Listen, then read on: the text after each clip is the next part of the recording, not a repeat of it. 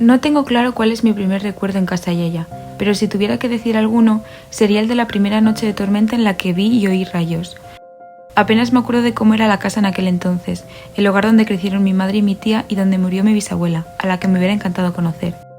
El día de la tormenta era de noche y la entrada de la casa apenas se iluminaba a través de la puerta.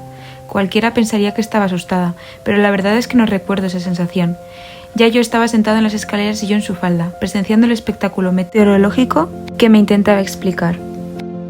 A Yaya le dan miedo las tormentas, se esconde bajo las mantas y reza para que se pase pronto.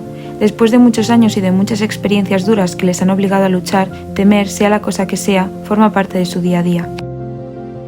Si tuviera que hablar de otro recuerdo en esa casa, sería el día que conocí a mi hermano Óscar.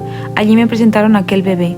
Eso también pasó en su casa de siempre, en la casa de los Rayos. Por circunstancias de la vida, tuvieron que mudarse ese mismo año 2005, tiempo en el que yo tenía 3 años. Pero realmente, Casa Yaya no se cataloga como lugar. Casa Yaya no se encuentra en Google Maps, ni tiene calle ni número. Casa Yaya es el universo que los Yayos crearon para nosotros, un segundo hogar en el que toda la familia se reúne sin distinción, un hogar que abre las puertas a todo aquel que quiera entrar y a todo el que quiera querer. Casa Yaya son mis abuelos, mi madre y mi padre, mi hermano, mi tía, mi primo. Casa Yaya son comidas y reuniones.